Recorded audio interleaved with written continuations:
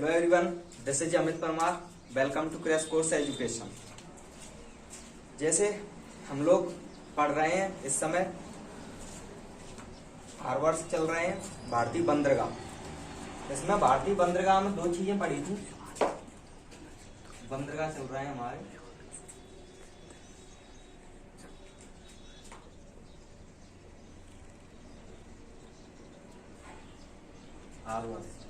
बंदरगाह में 2 चीजें पड़ी थी इंडियन बंदरगाह में। इसमें क्या है, एक तो पूर्वी थे, पूर्वी साइड में कुछ थे, एक पश्चिमी साइड में कुछ थे। तो 2 साइड होती हैं इंडियन, हर चीज की 4 साइड होती हैं। इसमें से 2 पश्चिमी थी, एक पूर्वी थी। तो पश्चिमी वाले जितने बंदरगाह थे वो हमने पिछली वीडियो में पढ़ चुके हैं और आज पढ़ेंगे हम पूर्वी वाले वीडियो। इसमें क्या है, 6 पश्चिमी में थे तो 6 पढ़ चुके हैं, 6 ही पूर्वी में तो 6 ये आज पढ़ेंगे। उसके बाद टोटल वैसे बंदरगाह देखी जाए तो 13 है बड़े बंदरगाह, ठीक है। तो इसमें से 6 यहाँ है, 6 यहाँ 12 और एक केंद्र शासित प्रदेश है अंडमान निकोबार द्वीप समूह, उसमें आता है पोर्ट ब्लेयर। तो वहां पर एक है, तो उसको बाद में पढ़ेंगे। पहले स्टेट्स वाइज पढ़ लेते हैं। स्टेट्स वाइज में पश्चिमी पढ़ लिए थे, पूर्वी अब पढ़ेंगे। इसके बाद आगे ही पढ़ते रहेंगे। उसके बाद जैसे जल संधि पढ़ेंगे, उसके बाद पढ़ेंगे रिवर्स, ठीक है। तो स्टार्ट करते हैं, पूर्वी बंदरगाह चलेंगे। पूर्वी तट के बंदरगाह, पूर्वी तट के बंदरगाह चलेंगे। पश्चिमी तट के अब पढ़ चुके हैं। पूर्वी तट में पहला ऊपर से नीचे की ओर पढ़ते चलेंगे। सबसे ऊपर पहले देखेंगे पश्चिम बंगाल। पश्चिम बंगाल से पहले उड़ीसा, उड़ीसा का देखते हैं। उड़ीसा, पश्चिम बंगाल और आंध्र प्रदेश, इस प्रकार से पढ़ते रहेंगे। तो पहला है पारादीप बंदरगाह, पारादीप बंदरगाह, क्योंकि ये इम्पोर्टेंट टॉपिक है। इससे 1-2 क्वेश्चन हर एग्जाम में देखने को मिलता है, कौन सा भी एग्जाम हो। और हम पढ़ाए इस तरीके से रहे हैं कि चाहे एसआई लेवल का पेपर हो या कौन सा भी हो, यहाँ से बाहर क्वेश्चन नहीं जाएगा, यहाँ से बाहर क्वेश्चन। अब पढ़ने को तो ऐसा ही है, पारादीप बंदरगाह कहाँ पर है, उड़ीसा में, सीधा ऐसा पढ़ लो बस, आगे बढ़ो। लेकिन जब पढ़ ही रहे हैं तो सही से पढ़े, डीप लेवल से पढ़े, ठीक है। तो स्टार्ट करते हैं पारादीप बंदरगाह। तो सबसे पहले देखते हैं पारादीप बंदरगाह। पारादीप बंदरगाह कहाँ पर है, उड़ीसा में पड़ता है, यह उड़ीसा में स्थित है। पारादीप बंदरगाह कहाँ पर है, उड़ीसा में स्थित है। इसकी स्थापना कब हुई थी, इसकी स्थापना हुई थी 2 तरीका से। एक तो 2 देखने को मिलेंगे, सन 1966 मिलेगी, 1962 मिलेगी। पर मेन इसका है, इसे याद देख लो, कौन सा भी पूछ सकता है। पर मेन कई बुकों में अलग अलग दे रखा है, कहीं में ये देकर रखा है, कहीं में ये दे रखा है। तो मेन ये ध्यान रखना, दोनों ही ध्यान रखना, 1966 या 1962। पर मेन ये है ज्यादातर इम्पोर्टेंट, ठीक है। ज्यादातर बुक्स में यही देखने को मिला, मैंने देखा 2-3 बुक्सों में, तो कई में ये था, किसी में ये था। तो उड़ीसा में है। इसकी स्थापना कब, ये थे तो पहले से। ये क्या है, नेचुरल है, ये भी प्राकृतिक बंदरगाह है। जैसे कल हमने पढ़ा था, ये गोवा का था, मारू गोवा बंदरगाह, वो भी प्राकृतिक था। तो ये प्राकृतिक बंदरगाह है। प्राकृतिक मीन्स मैंने कल बताया था, जो नेचुरल पहले से ही बना था, लेकिन इसकी डेंटिंग पेंटिंग करके इसको राष्ट्रीय बंदरगाह, जो भारत का बड़े बंदरगाह उनमें घोषित कब कर दिया गया था, 1962 में, ठीक है। तो ये प्राकृतिक बंदरगाह है, ठीक है। और ये कहाँ पड़ता है, उड़ीसा में पड़ता है, उड़ीसा राज्य में। और इसमें यदि जिला पूछे तो जिला कौन सा है इसका, जगत सिंहपुर, जगत सिंहपुर। ये क्या है, डिस्ट्रिक्ट है, जिला। तो यदि जिला पूछे तो क्या आ जाए, जगत सिंहपुर। डिस्ट्रिक्ट पूछे और स्टेट्स उड़ीसा में है। स्थापना 1962 में, उससे पहले था, लेकिन डेंटिंग पेंटिंग इससे कार्य शुरू हो गए थे 1962 से। प्राकृतिक बंदरगाह, ठीक है ये। और इसमें क्या है, जैसे ये गहरा है, गहरा बंदरगाह है, बंदरगाह। और ये किसमें आता है, ये बंगाल की खाड़ी में आता है, बंगाल की खाड़ी। और ये बंदरगाह गहरा क्यों है, क्योंकि जहां महानदी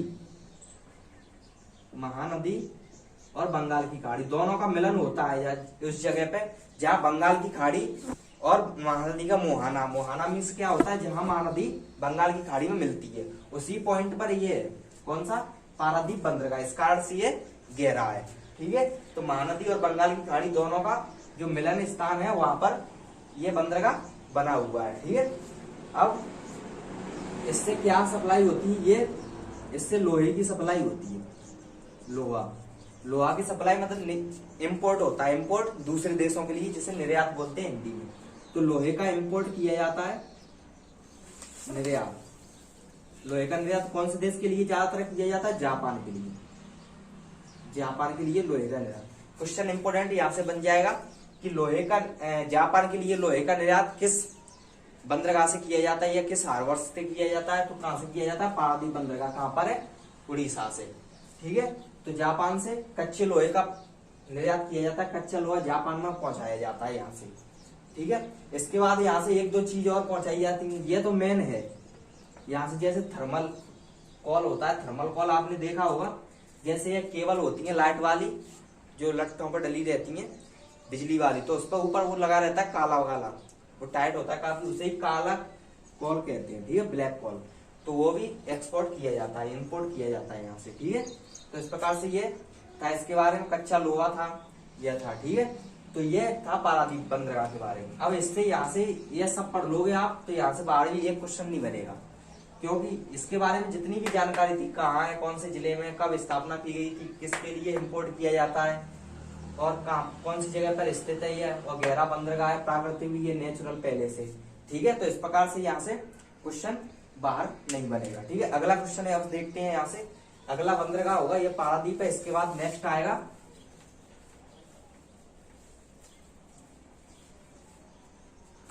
अगला बंदरगाह है चेन्नई बंदरगाह। चेन्नई बंदरगाह, ये पूर्वी तट के ही चल रहे हैं, कल पश्चिमी तट पे पढ़े थे पिछली वीडियो में। ये है चेन्नई बंदरगाह। चेन्नई बंदरगाह सबसे पहले देखो ये कहां पर पड़ता है, तो चेन्नई बंदरगाह पड़ता है तमिलनाडु, तमिलनाडु में।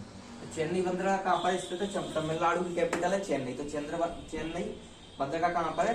तमिलनाडु में, ठीक है। अब इसकी स्थापना कब की गई थी? 1981 में, 1981 में। लेकिन कई किताबों में यहाँ पे ये मिस्टेक थी, 1981 नहीं होगा, यहाँ 81 होगा, ठीक है। एक दो किताब में देखा था, तो वहाँ ये क्या है, किताबों के अनुसार अपने अनुसार लिख देते हैं, ठीक है। तो ये सबसे पुराना बंदरगाह है और सबसे बड़ा बंदरगाह है। सबसे बड़ा बंदरगाह कहाँ है? यह भी कहाँ पर है? पश्चिमी तट, पूर्वी तट पर। तो ये भी बंगाल की खाड़ी में होगा, बंगाल की खाड़ी में।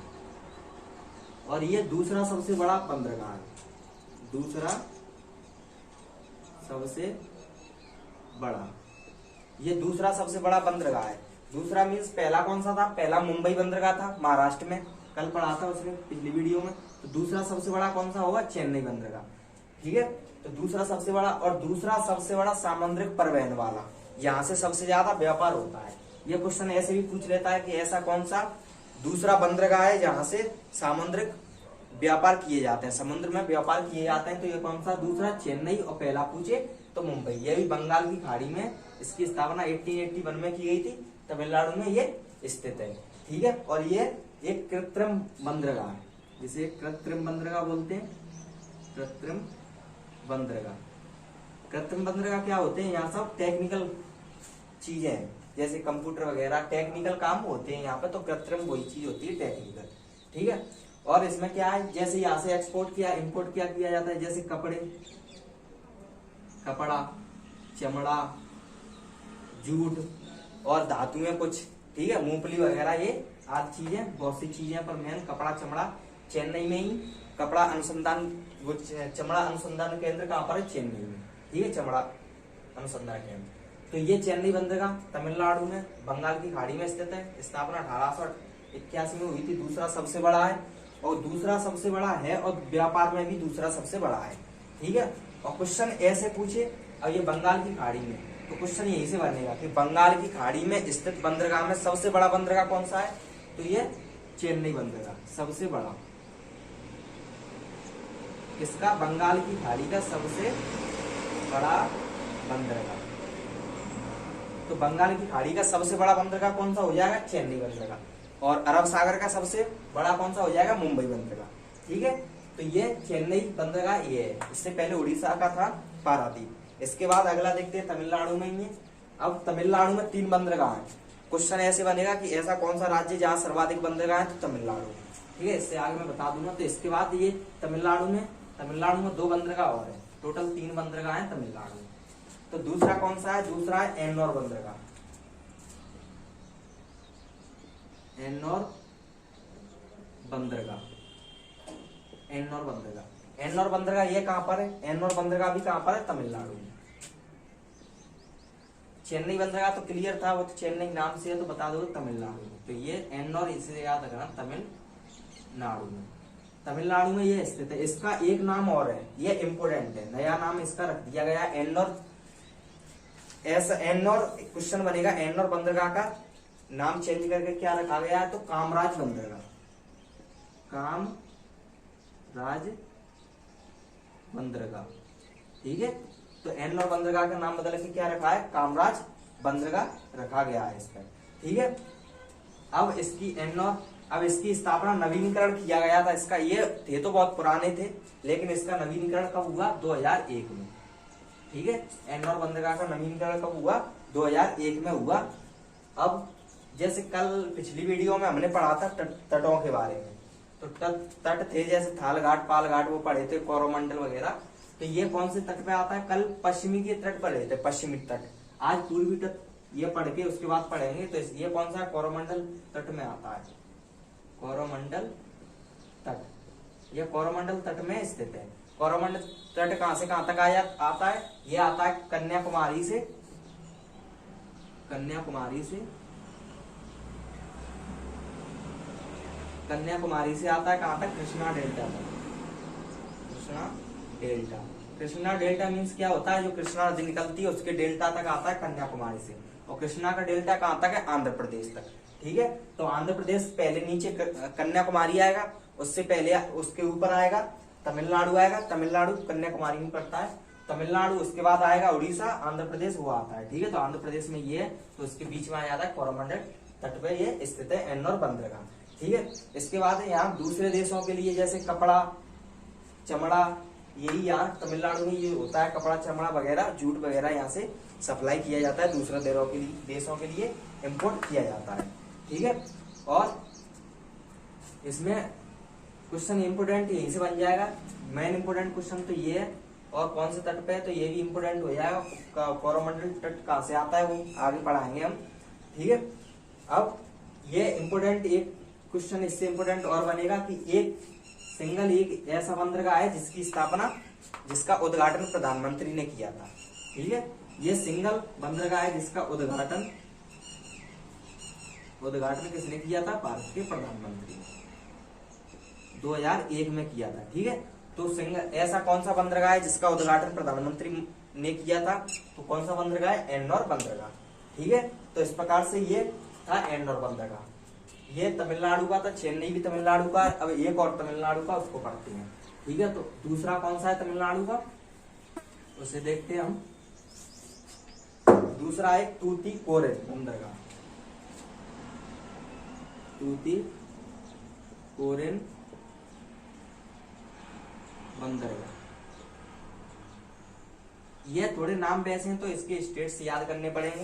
ये चेन्नई वगैरह तो उसके तो क्लियर था ही। मारो गोवा तो गोवा से था, मंगलुरु तो बेंगलुरु से, हम जैसे अच्छा है तो वो याद हो जाएगा। ठीक है, नावा सेवा याद करना पड़ेगा, नावा सेवा का दूसरा नाम जवाहर सागर। तो इस प्रकार से वो याद करने पड़ेंगे कुछ। तो तूतीकोरिन बंदरगाह सबसे पहले ये कहां पर है, तो ये भी तमिलनाडु में। ठीक है, इंपोर्टेंट यही बनता है। ज्यादा छोटे मोटे एग्जाम जैसे जीडी लेवल के, कांस्टेबल लेवल के होते हैं तो यही बन जाता है क्वेश्चन। ठीक है, तो तूतीकोरिन, क्योंकि अब भरोसा नहीं है एग्जाम का, लेवल क्या दे सकता हूँ, चाहे जीडी हो, चाहे कांस्टेबल हो, चाहे सब कांस्टेबल हो, या कुछ भी हो सकता है, सब इंस्पेक्टर हो, एसआई हो या थानेदार, कुछ भी हो सकता है। क्वेश्चन कुछ भी पूछ सकता है, क्योंकि अब लेवल की कोई बात नहीं रह गई है, क्योंकि कंपटीशन इतना हाई हो गया है। ठीक है, तो यह है तूतीकोरिन बंदरगाह। अब इसके लिए पढ़ते हैं। तूतीकोरिन बंदरगाह का भी एक नया नाम रखा गया है। इसका नाम बीओ, कहीं कहीं तो आपको बीओ चिदम्बरम लिखा मिलेगा, कही गई बी ऑफ चिदम्बरम, लेकिन इसका नाम सही लिखा जाए तो चिदम्बरम, चिदम्बरम सही नाम ये लिखा मिलेगा, कहीं तो ये लिखा मिलेगा, कहीं बी ऑफ चिदम्बरम लिखा मिलेगा, ठीक है। और एक और लिखा मिल जाएगा तो चिदम, यही से बदल जाएगा चिदम्बर नाम, ऐसे करके, ठीक है। तो बी एम चिदम्बरम से ही बन जाएगा, याद रखना, इतना कठिन नाम चिदम्बरम से याद रखना हो जाएगा, ठीक है। तो बी ओ चिदम्बरम इसका नया नाम रखा गया है टूटीकोरिन बंदरगाह में। ये जो नाम ट्रांसफर किए गए हैं, बनाए गए हैं, इन्हें जरूर याद कर लेना, क्योंकि ये इंपोर्टेंट क्वेश्चन है, ज्यादातर यही बनाते हैं। पूछ लेगा कामराज बंदरगाह किस बंदरगाह का नाम है, नया नाम है, तो किसका हो जाएगा, एन्नौर बंदरगाह का, ठीक है, एन्नौर बंदरगाह का हो जाएगा। अब इसमें देखते हैं टूटीकोरिन बंदरगाह कहाँ पर है, तमिलनाडु में, इसका दूसरा नाम पीएम चिदम्बरम या चिदम्बरम करके याद कर लेना, ठीक है। इसके बाद देखते हैं तमिलनाडु में स्थित है, ये हो गया। इसमें जैसे ये स्थित कहाँ है, ये स्थित है मन्नार की खाड़ी। मन्नार की खाड़ी कहाँ आती है, मन्नार की खाड़ी श्रीलंका और भारत के बीच में, तो ये मन्नार की खाड़ी में स्थित है, मन्नार की खाड़ी। मन्नार की खाड़ी कहाँ पर है, भारत, इंडिया और श्रीलंका के बीच में, ठीक है। तो इंडिया और श्रीलंका के बीच में, इंडिया श्रीलंका के बीच में मन्नार की खाड़ी, मन्नार की खाड़ी में ये टूटीकोरिन बंदरगाह, ठीक है। इससे जैसे चाय वगैरह इससे इंपोर्ट किया जाता है, चाय, गरम मसाले आदि और भी चीजें होती हैं, ठीक है। तो मेन ये मूंगफली वगैरह यहाँ से इंपोर्ट की जाती है, निर्यात किया जाता है। तो मेन चीज चाय, गरम मसाले, इस प्रकार से नारियल भी होते हैं यहाँ केरल में, तमिलनाडु में, तो यहाँ से नारियल का भी इंपोर्ट किया जाता है। तो ये था टूटीकोरिन, ये तमिलनाडु में था। अब यहाँ से एक इम्पोर्टेंट फैक्ट ये बनेगा मेन कि ऐसा कौन सा भारतीय राज्य जहाँ पर सर्वाधिक बंदरगाह पाए जाते हैं, तो ऐसा कौन सा राज्य, तमिलनाडु। तमिलनाडु में कितने पाए जाते हैं, 3 बंदरगाह, ठीक है। तो क्वेश्चन यहाँ से इम्पोर्टेंट बन जाएगा कि ऐसा कौन सा भारतीय राज्य जहाँ पर सर्वाधिक बंदरगाह पाए जाते हैं, तो ये सबसे इम्पोर्टेंट कौन सा होगा, 3 है। 3 कौन से हैं, एन्नौर बंदरगाह, चेन्नई बंदरगाह, टूटीकोरिन बंदरगाह, ठीक है। क्वेश्चन ऐसे बन जाएगा। तो ये था टूटीकोरिन बंदरगाह। अब इससे आगे देखते हैं, ये बंदरगाह होगा 3, 1, 4 बंदरगाह होगा, 5वां पढ़ेंगे हम। 5वां है विशाखापट्टनम बंदरगाह, 5वां है विशाखापट्टनम बंदरगाह। ये भी इंपोर्टेंट है, विशाखापट्टनम बंदरगाह। तो सबसे पहले देखो विशाखापट्टनम बंदरगाह है कहाँ पर, ये है आंध्र प्रदेश में। आंध्र प्रदेश में विशाखापट्टनम आता है, तो आंध्र प्रदेश में विशाखापट्टनम बंदरगाह। इसकी स्थापना कब हुई, 1933, ठीक है। इसकी स्थापना 1933 में हुई, आंध्र प्रदेश में ये स्थित है। ये सबसे इंपोर्टेंट क्वेश्चन बनेगा कि ये भारत का सबसे गहरा, तो ये भारत का सबसे गहरा बंदरगाह, भारत का सबसे गहरा पूछे तो कौन सा है, विशाखापट्टनम बंदरगाह, ठीक है। सबसे बड़ा पूछे तो मुंबई, और दूसरा सबसे बड़ा तो चेन्नई। व्यापार में भी सबसे बड़ा तो मुंबई, और व्यापार में सबसे बड़ा या उसका पूछे बंगाल की खाड़ी का सबसे बड़ा पूछे तो चेन्नई बंदरगाह, ठीक है। इस प्रकार से अब इससे सबसे इंपोर्टेंट क्वेश्चन, ये वेरी वेरी वेरी इंपोर्टेंट है, बहुत ज्यादा इंपोर्टेंट क्वेश्चन बनेगा। ये क्वेश्चन बनता है कि विशाखापट्टनम बंदरगाह कहां पर स्थित है, तो ये कहां पर स्थित है, डॉल्फिन नोज पहाड़ी के पीछे सुरक्षित है, ठीक है, सुरक्षित है। तो क्वेश्चन बनेगा कि ऐसे बनेगा कि डॉल्फिन नोज पहाड़ी के पीछे कौन सा बंदरगाह सुरक्षित है, तो ऑप्शन 4 दिए होंगे, 4 बंदरगाह, तो कौन सा है, विशाखापट्टनम बंदरगाह। ये बहुत इंपोर्टेंट क्वेश्चन है, यहाँ से बन सकता है, ठीक है। यहाँ से कुछ चीजें इंपोर्ट की जाती हैं, जैसे कोयला मेन चीज है इसका, कोयला यहाँ सबसे ज्यादा इंपोर्ट, यहाँ विशाखापट्टनम आंध्र प्रदेश से किया जाता है कोयला। लकड़ी भी की जाती है यहाँ से, लकड़ी, चमड़ा भी कुछ किया जाता है यहाँ से, ठीक है, और कुछ धातुएं भी की जाती हैं आदि, ठीक है। तो ये तो इतना ज्यादा इंपोर्टेंट नहीं है, यह बहुत इंपोर्टेंट है, ठीक है। अब ये हो गया विशाखापट्टनम आंध्र प्रदेश का। यहाँ से सबसे इंपोर्टेंट क्वेश्चन या तो ये बनेगा कि सबसे गहरा, भारत का सबसे गहरा बंदरगाह, ठीक है, या फिर क्वेश्चन डॉल्फिन नॉच से यहाँ से बनेगा। तो ये विशाखापट्टनम बंदरगाह था। इसके बाद विशाखापट्टनम आंध्र प्रदेश का हो गया, जो पूर्वी भाग में आते हैं। जैसे ऊपर से देखेंगे तो अब कौन सा रह गया, तमिलनाडु को हो ही गए, आंध्र प्रदेश हो ही गया, उड़ीसा हो गया। इसके बाद एक बचा है सबसे ऊपर तक पश्चिम बंगाल। तो पश्चिम बंगाल में आता है कोलकाता बंदरगाह, कोलकाता बंदरगाह। लास्ट छठवा कौन सा है, कोलकाता बंदरगाह। तो कोलकाता बंदरगाह से क्लियर हो जाएगा कोलकाता में स्थित है, या फिर पश्चिम बंगाल कोलकाता में स्थित है। ये कोलकाता पश्चिम बंगाल में स्थित है, ठीक है। यहाँ से तो ये क्लियर हो जाएगा, यह स्थित है पश्चिम बंगाल कोलकाता, ठीक है। अब इसकी सहायता के लिए एक बंदरगाह और बनाया गया है। इसमें ये एक शहर है हल्दिया, इससे थोड़ा 10-15-20 किलोमीटर दूर है पश्चिम बंगाल से, कोलकाता बंदरगाह से। कौन सा, हल्दिया बंदरगाह, हल्दिया बंदरगाह। तो यहाँ से 10-15 किलोमीटर दूर है हल्दिया बंदरगाह। तो ये इसकी सहायता के लिए बनाया गया है, ताकि कुछ चीजें यहाँ से भी इंपोर्ट एक्सपोर्ट होती रहे हल्दिया बंदरगाह से, ठीक है। इसकी सहायता के लिए यह बनाया गया है, ठीक है। इससे अब सबसे इंपोर्टेंट क्वेश्चन यहाँ से ये बनेगा, वेरी वेरी इंपोर्टेंट क्वेश्चन है कि भारत का एकमात्र बंदरगाह जो नदी पर स्थित है, भारत का एकमात्र बंदरगाह जो नदी पर स्थित है, यह बंदरगाह, क्वेश्चन लिख दे, ये लिखेंगे यहाँ, यह बंदरगाह कहाँ पर स्थित है, हुगली नदी, हुगली नदी। कलकत्ता ही फेमस नदी है, कोलकाता किस नदी के किनारे या पश्चिम बंगाल किस नदी के किनारे बसा है, हुगली नदी। क्वेश्चन नदियों से भी बनेगा, आगे पढ़ेंगे हम नदियां, वहां पढ़ेंगे कि कोलकाता किस नदी के किनारे, तो हुगली नदी। यह बंदरगाह कौन सा, कोलकाता बंदरगाह या हल्दिया बंदरगाह कौन सी नदी पर, हुगली नदी पर स्थित है। क्वेश्चन बनेगा एकमात्र बंदरगाह जो नदी पर बना हुआ है, नदी का नाम नहीं दिया होगा, या ऐसे ही पूछ लेगा नदी पर बना हुआ है तो कोलकाता बंदरगाह, एकमात्र बंदरगाह जो नदी पर बना है, या हुगली नदी पर बना है तो कोलकाता बंदरगाह, ठीक है। एक इंपोर्टेंट फैक्ट इससे यह बनेगा, यह बंदरगाह एक ऐसा है, एक सिंगल बंदरगाह है जो 12 महीना खुला रहता है।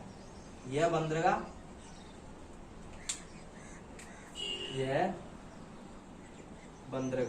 12 मास, वह 12 महीने खुला रहता है, ठीक है। तो क्वेश्चन यहाँ से यह बनेगा, ऐसा कौन सा बंदरगाह है जो 12 महीने खुले रहता है, क्योंकि ये नदी पर बना है। तो यहाँ तो चाहे बारिश हो, सर्दी हो, गर्मी हो, तो यहाँ ज्यादा प्रभाव नहीं पड़ता, क्योंकि नदी में इतना ज्यादा पानी नहीं होता। और समुद्रों में क्या होता है, बारिश के सीजन पर समुद्रों में बाढ़ सी आने लगती है, तो वहां पर काम धंधे बंद हो जाते हैं। इस प्रकार से एक सिंगल है, ये है हार्वर्स कि कोलकाता बंदरगाह है, कोलकाता हार्वर्स है जो 12 महीने तो खुला रहता है, ठीक है। और यह हुगली नदी पर बना हुआ है, ठीक है। इससे एक सबसे इम्पोर्टेंट इससे क्वेश्चन बनेगा, यह बंदरगाह किस समय है, जो मुगल वंश था, मुगल वंश आपने सुना होगा, बाबर, हुमायूं, अकबर, उस मुगल वंश से थे। तो मुगल वंश में एक शासक था औरंगजेब, तो मुगल वंश में एक शासक था औरंगजेब था, वो उस समय ये बंदरगाह था, तो वो भी आदान प्रदान यहाँ सामान को उद्योग धंधे यहाँ चलते थे, तो उसके लिए व्यापार इसी से करता था, किससे, कलकत्ता बंदरगाह से, ठीक है। मुगल वंश औरंगजेब से क्वेश्चन ऐसे पूछेगा कि मुगल वंश का शासक औरंगजेब का संबंध किस बंदरगाह से है, तो कोलकाता बंदरगाह से, ठीक है। इसके बाद आगे देखते हैं, ये हो गया हल्दिया बंदरगाह, ठीक है। इसी के सहायता के लिए बनाया गया है देश का, और ये देश का, इसके बारे में एक और, ये देश का प्रथम महापत्तन है। महापत्तन जो नदी पर बना होता है उसे महापत्तन बोलते हैं। या ऐसे क्वेश्चन बनेगा कि देश का ऐसा कौन सा बंदरगाह है जो महापत्तन के रूप में है, तो कौन सा होगा, कोलकाता बंदरगाह, ठीक है। अब इससे आगे ये हो गए 6 ये थे पूर्वी घाट के, पिछली टॉपिक पढ़ा था पिछले लेक्चर में, पश्चिमी घाट के पढ़े थे 6। तो टोटल कितने हो गए, 12 बंदरगाह हो गए। टोटल बड़े कितने हैं भारत में, बड़े बंदरगाह कितने हैं, 13। तो इससे आगे देखते हैं हम क्वेश्चन। अब यहाँ से कुछ टॉपिक है फैक्ट टाइप, उसे देखते हैं। तो फैक्ट टाइप क्या बनेंगे, यहाँ से ये पूर्वी तट के हो ही गए, ठीक है। तो इसको हटा देता हूँ। अब यहाँ फैक्ट टाइप ऐसे बनेंगे, क्वेश्चन ऐसे बनेगा कि भारत में कुल कितने बंदरगाह हैं। क्वेश्चन ऐसे पूछे कि भारत में कुल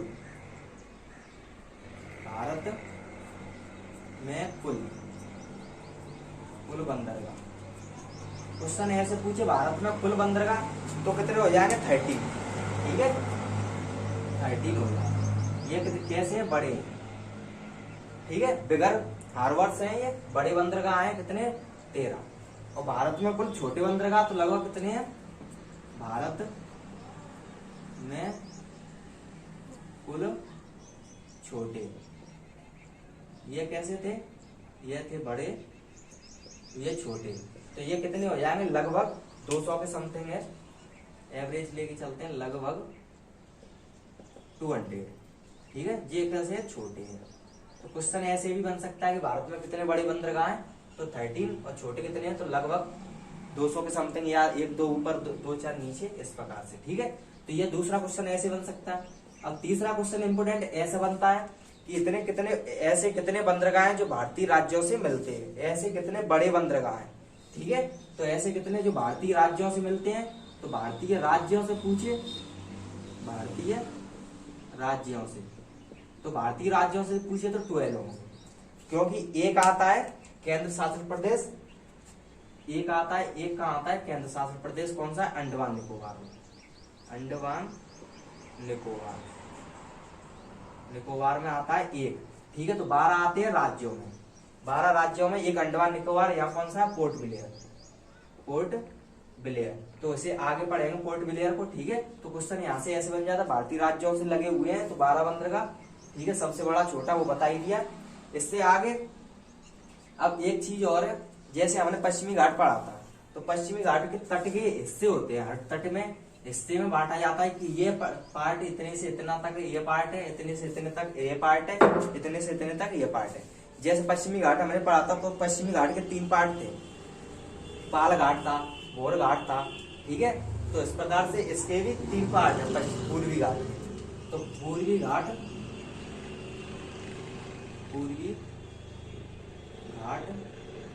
के हिस्से या पार्ट,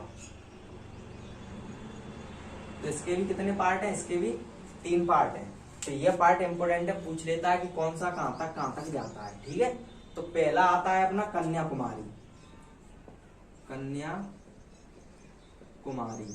से आता है कहां तक से कृष्णा डेल्टा, ये अभी मैंने बताया था कृष्णा डेल्टा था।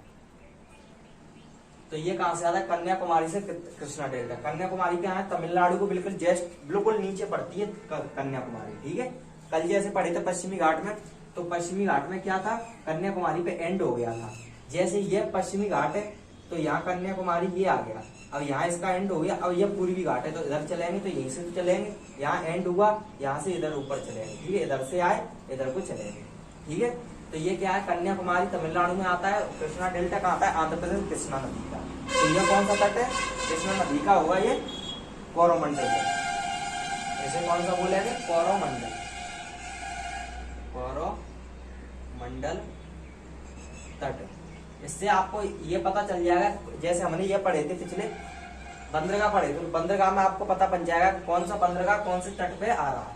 तो जैसे तमिलनाडु में जो बंदरगाह आ रहे हैं वो भी कोरोमंडल पे होंगे, आंध्र प्रदेश का जो बंदरगाह है वो भी कोरोमंडल में, और इनके बीच में जैसे चेन्नई में आ रहा है तो वो भी कहाँ होंगे कोरोमंडल तट पे ही। ठीक है पहला ये है। दूसरा देखते हैं, दूसरा कौन सा है, दूसरा है कृष्णा से। अब ये कृष्णा हो गया, अब कृष्णा से आगे चलेगा ये दूसरा कहां से चलेगा कृष्णा से आगे चलेगा। कृष्णा से आगे कौन सा होगा गोदावरी के लिए। कृष्णा से ऊपर कौन सी नदी मिलेगी कृष्णा से गोदावरी। तो कृष्णा से गोदावरी, पहला कन्याकुमारी से कृष्णा, दूसरा कृष्णा से गोदावरी। तो यहाँ पर कौन सा होगा गोलकुंडा। गोलकुंडा कहाँ पड़ता है आंध्र प्रदेश में, तो ये कौन सा होगा गोलकुंडा तट। गोलकुंडा तट तो गोलकुंडा आंध्र प्रदेश में आता है। ठीक है तो ये कृष्णा कहाँ से है कृष्णा से गोदावरी तक गोलकुंडा। ये नदियों से दिए हैं, कन्याकुमारी एक समुद्र का नीचे हिस्सा है बिल्कुल, वहां से जल सीमा लगी है इसकी। तो कृष्णा डेल्टा तक और कृष्णा से गोदावरी तक। ठीक है लास्ट तीसरा होगा गोदावरी से, अब गोदावरी से चलेगा तीसरा, गोदावरी से पूर्वी तटीय भाग, ठीक है, गोदावरी से उत्तरीय तटीय भाग, तटीय भाग, ठीक है। तो ये कौन सा है, गोदावरी से उत्तर तटीय भाग है, ठीक है। तो ये कौन सा है, उत्तरी सरकार तट में आएगा, ये तीसरा है उत्तरीय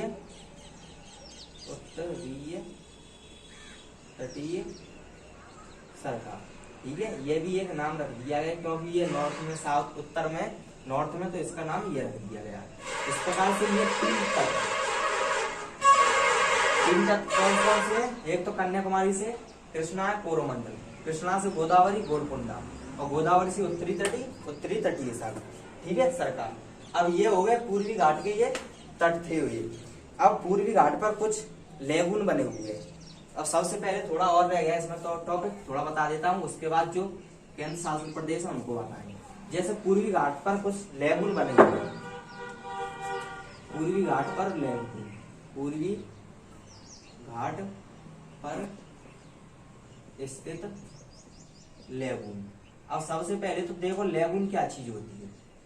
लेगुन, आपने समुद्र देखा होगा, समुद्र के बगल से जहां भी कोई जगह होती है तो वहां से पानी निकल कर स्थल वाले भाग में निकल जाए।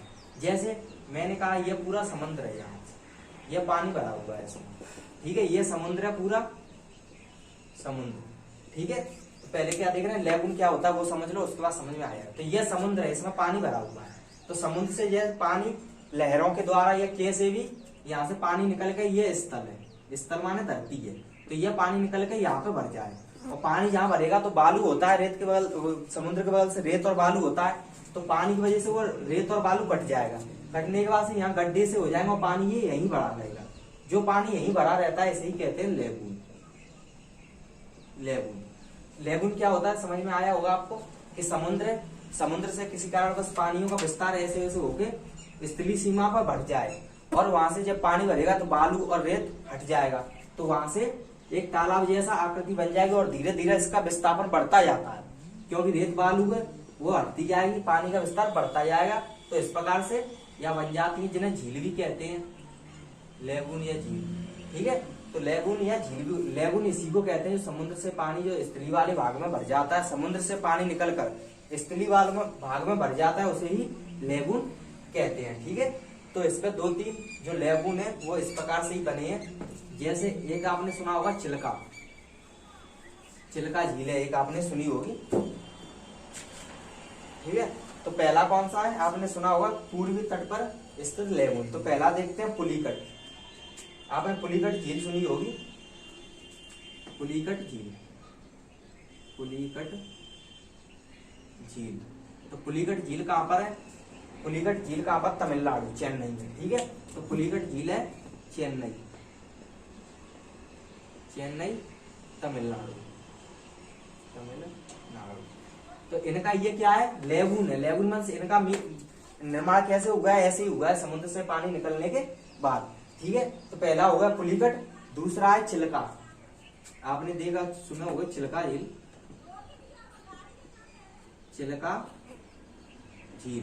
तो चिल्का झील कहां पर है, यह पुरी एक शहर है, कहां पर, उड़ीसा का एक शहर है पुरी, उसमें स्थित है चिल्का झील, ठीक है। और एक और है लास्ट, ये है कोलेरू झील, कोलेरू